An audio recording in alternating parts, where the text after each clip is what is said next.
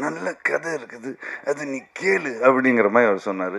மலையாளத்துலேருந்து ஃபேல மீன் ஒரு டைரக்டர் பண்ணியிருக்காரு அப்படின்னு சொல்லி காலையிலே வந்துட்டார்.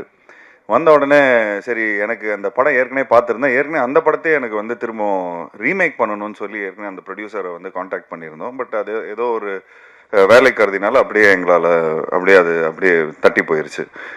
அதுக்கப்புறம் திரும்ப டைரக்டர் லைனில் வந்தார். அதுக்கப்புறம் அந்த படத்தோட மியூசிக் டைரக்டர் விஷ்ணு விஜய், அவரையும் நான் காண்டாக்ட் பண்ணேன். ஏன்னா அந்த படத்தோட அந்த படத்தில் வந்த மியூசிக்கு, பேக்ரவுண்ட் ஸ்கோர் எல்லாமே அவ்வளோ நல்லா இருந்தது. நீங்கள் தமிழ் படத்துக்கு பண்ணணும் அப்படின்னு சொல்லி மெசேஜ்லாம் அனுப்பிச்சிருந்தேன். பட் ரெஸ்பான்ஸே வரல. பட் திரும்ப அதுக்கப்புறம் விடிவி மூலமாக தான் இந்த ப்ராஜெக்ட் வந்து அமைஞ்சது. அமைஞ்ச உடனே அன்னைக்கு காலையில் வந்தார். அப்படியே ஆஃப்டர்நூனே வந்து சரி எல்லாரும் சேர்ந்து ஒரு விருந்து மாதிரி வச்சிடலாம், அப்படியே விருந்து சாப்பிட்ட உடனே சும்மா ஒரு லைன் மாதிரி தான் சொன்னார்.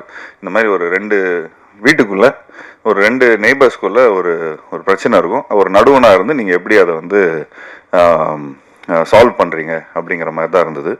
ஒரு சிம்பிளாக ஆரம்பித்தோம். அண்ட் எனக்கு உண்மையிலே ரொம்ப அந்த லைன் ரொம்ப பிடிச்சிருந்தது. உடனே பையில் கொஞ்சம் காசு வச்சுருந்தேன். அப்படியே உடனே அட்வான்ஸ் கொடுத்தேன். எனக்கு உங்கள் கூட ஒர்க் பண்ணுற ஆசை ரொம்ப இருக்குது. ஏன்னா உங்களோட ஃபேமிலி படம் எனக்கு ரொம்ப பிடிச்சிருந்தது. பெசில் ஜோசஃபை வந்து ஃபஸ்ட் டைம் அவர் வந்து ஹீரோவாக பண்ணார்.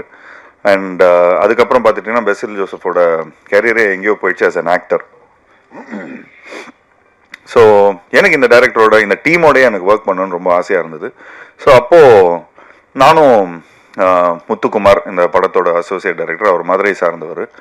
ஸோ நான், முத்துக்குமார் அண்ட் வினிதா குமாரி, இவங்க 3 பேரும் நாங்களும் விடிவி அண்ட் நிதேஷ் கொடைக்கானலில் இந்த படத்தை வந்து பண்ணிடலாம். ஸோ இது வந்து 2 நெய்பர்ஸ்குள்ளே நடக்கிற ஒரு மேட்ரு. அப்படி இப்படின்னு நாங்கள் பேசிகிட்டே இருக்கிறோம்.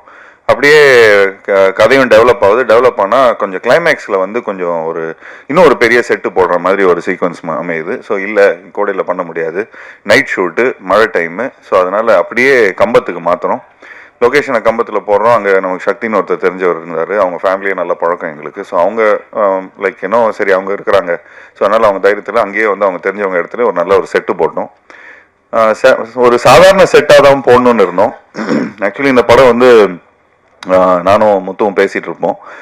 ஒரு கல்யாணத்தை பண்ணிப்பாரு, ஒரு வீட்டை கட்டிப்பாரு, ஒரு கல்யாணத்தை பண்ணிப்பாரு அப்படின்னு. இந்த படத்தில் 2மே பண்ணியிருக்கிறோம்.